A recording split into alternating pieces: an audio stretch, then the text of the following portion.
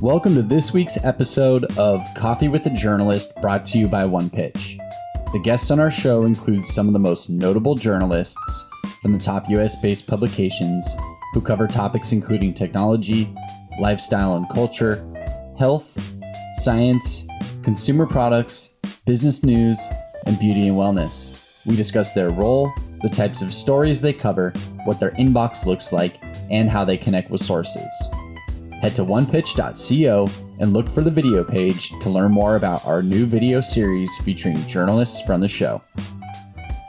This week on Coffee with the Journalist, we're joined by Lacy, the commerce editor at Adweek. Lisa focuses on retail and the growing reach of Amazon. As the sole reporter for Amazon, her stories gross 2+ million views annually. During the episode, Lisa shares how little time she spends scanning her inbox, how she pursues the story behind the scenes, her interpretation of an exclusive, and more. Let's hear from Lisa now.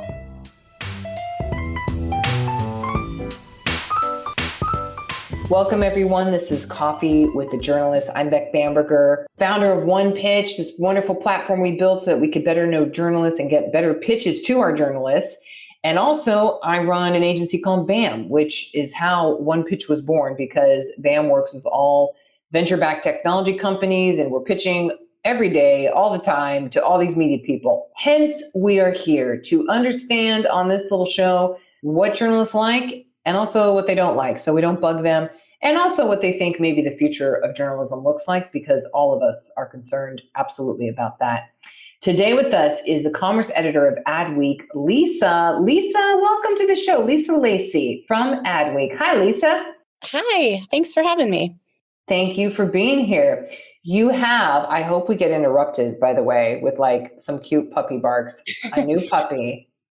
Start with that. Tell us everything. I do. Well, I've always wanted a golden retriever, but my mother was not a fan of dogs growing up. And then I moved to New York after college and always lived in tiny apartments. So that wasn't going to happen. Finally moved to Atlanta and have a house and the space for it. So just finally got this puppy. So he's 3 months old as of today. Oh, my God. He's perfect. Is he staying up at night? Like, is he sleeping through the night? How's he doing? Actually. Everybody told me that it was going to be like having a baby. And he was going to whine the whole night, the first night, but I was prepared for the worst, but he slept right through it. So good sleeper pup. Excellent. Yes. Oh, yes. This is lucky. All right, Lisa. Well, why don't now we can officially start. We can officially start in our podcast saying, how is your inbox? Well, my inbox is full. Certainly full, always full. And what is it full with? Pitches or just BS or all the above? Yeah, all the above. Lots of pitches, lots of newsletter tests, lots of newsletters. Yeah, that's probably the bulk of it. And then with the newsletters, tell us a little bit more. Like, what are you reading, Lisa, from your beat, specifically in commerce and in Adweek, which we'll get to in just a second? I mean, I usually scan most of the big digital sites. I'll look at some of our competitors, personally interested in tech stuff. So, I look at TechCrunch, I like The Verge, look at Retail Dive, the Wall Street Journal, the New York Times, sort of the usual suspects. Got you. And Lisa, before we go more into the inbox, we should have started off even more with this. I'm asking this now more often of outlets just because I want to make sure everyone's on the same page. How would you describe what Adweek all encompasses? There's quite a bit. There is. I mean, they like to use this phrase, how marketers do their jobs better. So, I mean, the focus is, that's, I guess, one focus, but we've expanded quite a bit in the last several years. So, they just opened a European bureau. So we've got more folks kind of outside of the US, expanding the coverage there. There's an expanding voice network, so for columnists and practitioners to share their wisdom. There's a lot of branded content in addition to, I think the traditional sort of desks where, there's a brand desk, there's now a commerce desk, there's an agency's desk, and a TV streaming desk. I think that's all of them. Okay, all the desks, yeah. So it's quite wide, and it has grown substantially. Okay, now back to your inbox. With the pitches you receive, how are you organizing Or maybe not organizing them? I don't honestly organize them. I get so many emails in a given day. I give it a quick scan, and I mean, the vast majority, I think, of the emails that I receive are not really even relevant. So it doesn't, it doesn't take a lot of time to tell that it's not something that's a fit. And so can just kind of move on. I mean, I'm a single parent and I have this new puppy. So I really Time is tight. yeah. So, I mean, it's probably a reflection of my personality as well. But yeah, like I go through my email Delete and go. Got it. Yeah. Okay. And are you opening every single email, or are you just flagging based on subject line? I mean, I can see the message in the preview window, but I mean, typically I'm going through them very quickly. I start with the opposite of the most recent. What is that? The one I received first, and make my way up. But again, I'm going up quickly. Okay. So quick speed pitcher, deleter person here. Okay. Yeah. So as editor, now here's always a question we like to cover. As editor, it may be a bit different than reporters we have on. So are you ever forwarding pitches? You do write quite a bunch of your own content still as well. So you're also doing writing.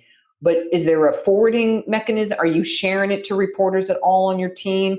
Or are you just, how does that work for you? Yeah, of course. I mean, I have a reporter who focuses on emerging tech and, augmented reality. He also ended up doing a lot of buy now, pay later stuff. So anything like metaverse, NFTs, will pass along to him. I have another reporter focused more on CPG. So, I mean, he usually, I think all the CPG brands know him by now, but, if there's anything that lands in my inbox, sorry about that. There's another pitch right there coming in. We'll forward those to him. And then, I mean, if there's something, I mean, I also feel like the TV editor has been on that beat for an extraordinarily long time and is very well connected. So I don't typically forward things to him because he's usually on top of it already.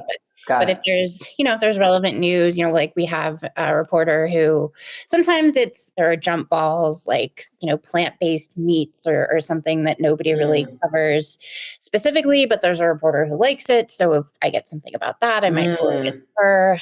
So yeah, I mean, here and there, you do some traffic control, it sounds like. Okay. Yeah. I don't delete everything. Got it. Okay. This is good for us to know. Okay. So then for pieces you do, like I'm looking at this Barbie piece. She's hosting her first shoppable dream live stream, everybody. This is unprecedented, I'm sure.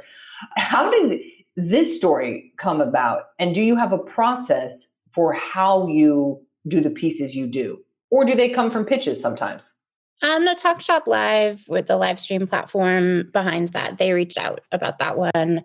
I mean, typically I like to go down rabbit holes and I like to pull at threads and think about, I don't know if you saw today, Chipotle has like a chip making robot named Chippy. Yes. That made me, and I do think that there's a story on kind of robots taking over jobs in the fast food industry and how, I mean, like, I don't know about you, but I have a son who likes Happy Meals, but I had this disastrous experience trying to go through the drive-through not long ago because of this worker shortage. And so I do think that there's maybe something interesting in how robots potentially in fast food specifically will perhaps help alleviate staffing shortages.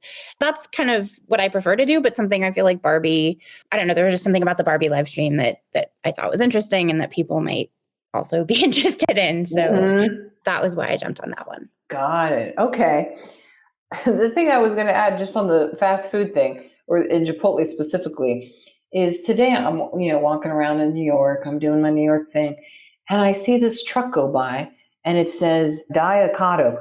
Its tagline was "Avocados delivered fresh," and I'm like, only in New York is there a little van that touts that it will deliver you fresh avocado. It was the cutest damn van, but I'm like, really? Is that enough of a business that there's a person hawking avocado delivering? I just thought, there's always something for something. It's just amazing. Yeah, avocados are popular.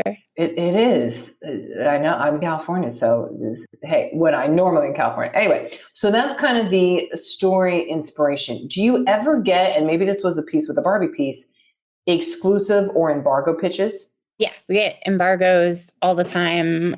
And sometimes, I mean, I feel like it's How do you feel about it? I'm certainly open to embargoes. I feel like I've noticed recently that a lot of embargoes are coming in kind of at the last minute. So it'll be something that gets sent at like 4 p.m. and the embargo lifts at 7 a.m. The next day. Yeah. And and they'll say, sorry, this is so last minute, but wanted to make sure we got this to you. I have a colleague who thinks that it's all planned and that they do this on purpose. So that you end up just writing something quick on the release. You don't ask any questions. Do you think that's the case? What do you think about that? Yeah, I think that that's definitely probably part of it, at least some of the time. For him, he rejects the stories for that express purpose. Feels like if you don't respect him enough to get it over to him and let him do his job, he's not going to cover it. I'm probably not that harsh, but I mean, there are times when it's just like, look, it's the end of the day. I don't have time for this. Sorry. Yeah. Kind of a thing. I mean, it's obviously like if it's, Jeff Bezos leaving kind of a thing, then that would be something different, but yeah, sometimes you have to cover it no matter what. But yes, I do think we have caught on to that tactic of sending embargoes at the last minute. Mm-hmm. And then what about exclusives? What is your preference there? I had an editor once who would argue that an exclusive was only something that you dug up yourself through your reporting. I've heard that on the show. Mm-hmm. Yes. I'm prone to agree with him. Talk Shop Live said that this Barbie live stream was a quote unquote exclusive, but you often find out that like it's a trade exclusive or it's an exclusive for like 20 minutes. So I feel like exclusive is also a relative term. Yes. And an annoyingly relative term, it sounds like, as I talk to people, because many of the journalists would say, no, exclusive means only me, not only a time frame of 20 minutes or only, I'm the only trade publication or, I'm the only tech outlet. It's like, no.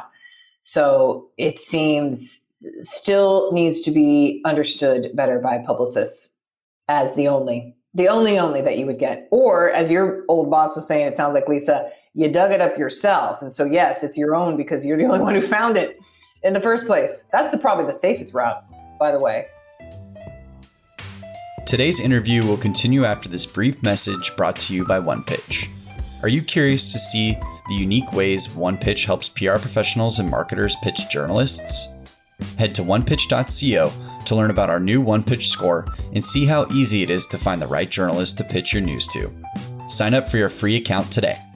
Now, back to today's episode. Lisa, on your Twitter handle, you mentioned how you're nervous even when you're on Xanax. So I love that vulnerability you put out in the world. Is there any way to build a viable relationship with you as a publicist? Sure. I mean, I feel like I've been doing this since God was a boy. So I have good relationships with a number of publicists. And I mean, I think it really just, the biggest problem I would say with the vast majority of the emails in my inbox right now is just that they're not relevant. And I think that we do, as a newsroom, see a lot of, it's like the old spray and pray tactic where there's somebody who is just blasting out a release to the entire newsroom. And I mean, I know it can be intimidating because thinking about like when I've pitched publications with like freelance ideas, I know it can be intimidating when you have like a cold pitch, but I don't think it's too difficult to do a little research and see, who the TV editor is or who the brand's desk editor is, and to maybe route your pitch to the most appropriate person, or at least, I just feel like we're just inundated. It's like that proverbial fire hose of pitches every day. And most of them have nothing to do with I get tons about like gift guides. So it's here's some products, especially like holidays, St. Patrick's Day, Mother's Day. Here's, for your. Wait a second. People are pitching you gift guides for St. Patrick's Day? Well, they're pitching like products for any roundups that we do, holiday gift guides. But for St. Patty's Day? Every holiday, it seems, there's products that are looking to get into gift guides. Oh boy. Okay. Wow. I learn stuff on here all the time. Okay. So don't pitch you any gift guides. Noted on that front. But okay. Yeah. So Lisa, if you got an email from someone saying, hey, I'm a publicist, here's who I rep, could I keep you updated on my clients? Would that be a good way to build a relationship with you? Or is it, hey, I'm going to be in Atlanta. You want to get a coffee, like old school, face to face? Like, what would be the best way?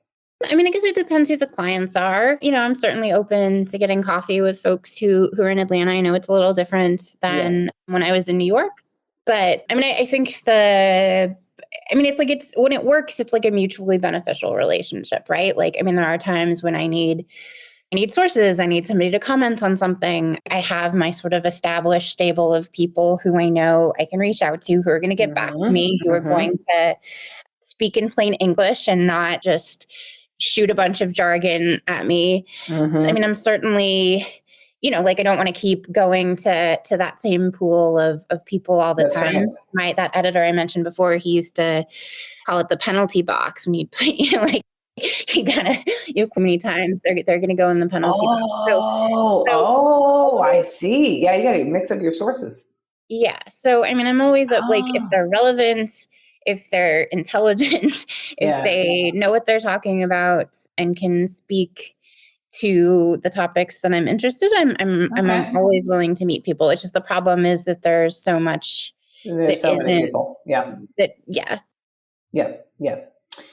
Okay. Lisa, I have a fill in the blank little section here. So I'm going to give you the phrase and then you could fill it in from here. Does that sound good? Yes. Okay. My favorite sources always.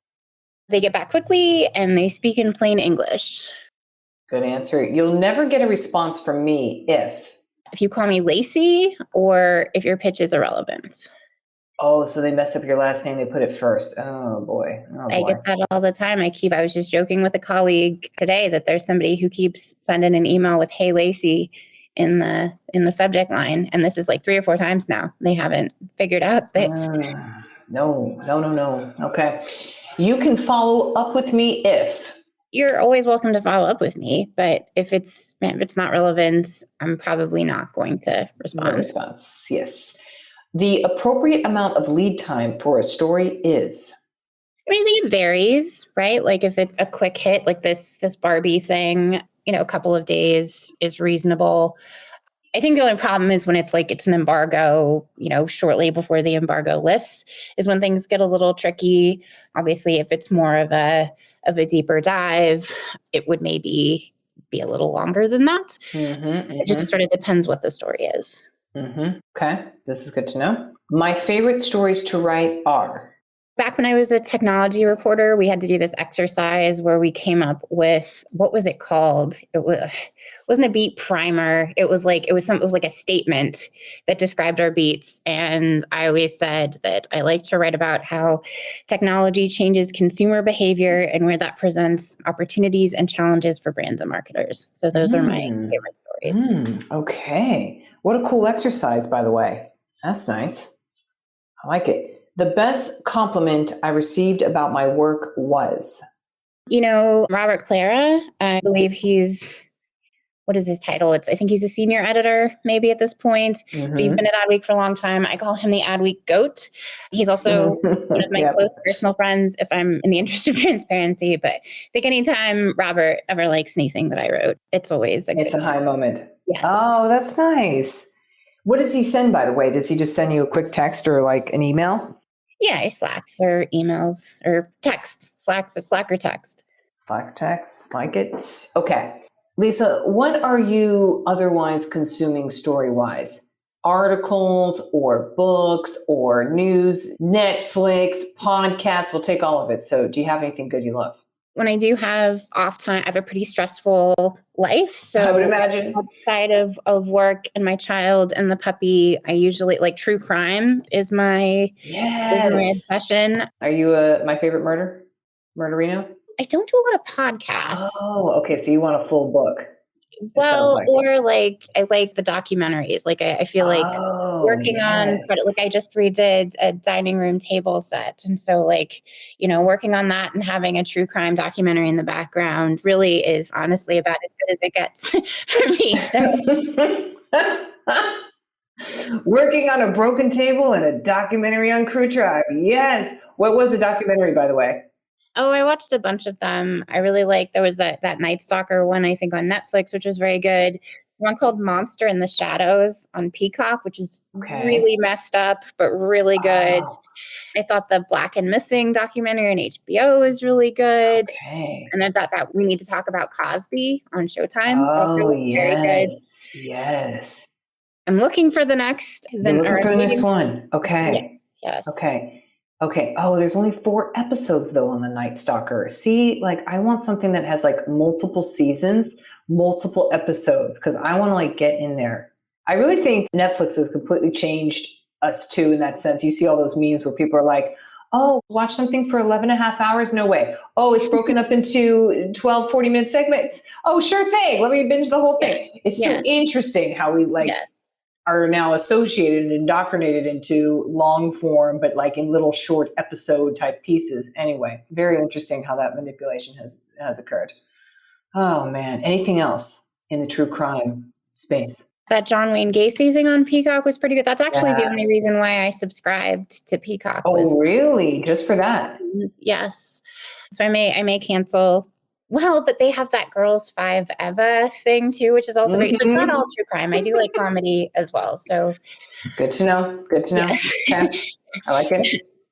With strong female leads. Yes. Oh, so good. It's so good. Okay. That's a good batch though, Lisa. I think we're good with that question there.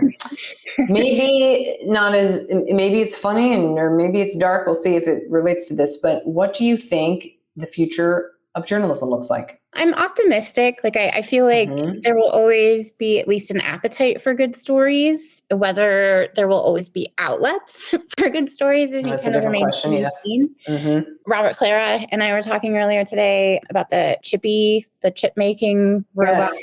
Yes, and how he said, that he thought that eventually robots will be doing our jobs, but he and I will probably be dead by then. I don't know if I agree. I agree with him on a lot of things. I don't know if I agree with him on that.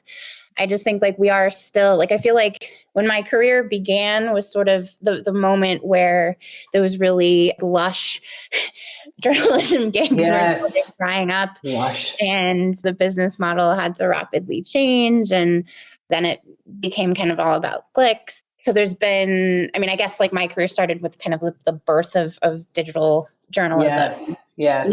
I think that kind of chase for clicks hasn't always resulted in the best content. And I would hope that publications of the future kind of figure out how to keep good work without going out of business. I would certainly be at a higher pay grade if I knew how to do that myself. Yeah. Lisa, that's partially optimistic, I'd say, neutrally optimistic. And we've been hearing a lot more of the neutrally optimistic, I'd say, on this show, which is way different, by the way, than maybe 40 episodes ago or when we were in like season 1, where it was like, oh God, I better, wrap it up as soon as possible. And this is it, and next year it'll be over. Anyway, things really evolve. So Lisa, thank you for being on the show today. This was really great and a lot of fun. And I had no idea about Barbie and also the chip robot. So you learn something here all the time. All right. Well, I'm glad I could pass that along. Thank you, Lisa Lacy from Adweek. Appreciate you, Lisa. Thanks for being on today. Thank you. Thanks for listening to this week's episode of Coffee with a Journalist featuring Lisa Lacy from Adweek. If you enjoy listening to our show, make sure to subscribe on iTunes, Spotify, Google Podcasts, and anywhere else you listen to podcasts. And if you have a moment, please leave us a review to share your thoughts about the show and today's guest. To learn more about the latest tools on OnePitch and to subscribe to our weekly podcast newsletter, head to our website at onepitch.co. We'll see you all next week with a brand new guest and even more insights about the journalists you want to learn more about. Until then, start great stories.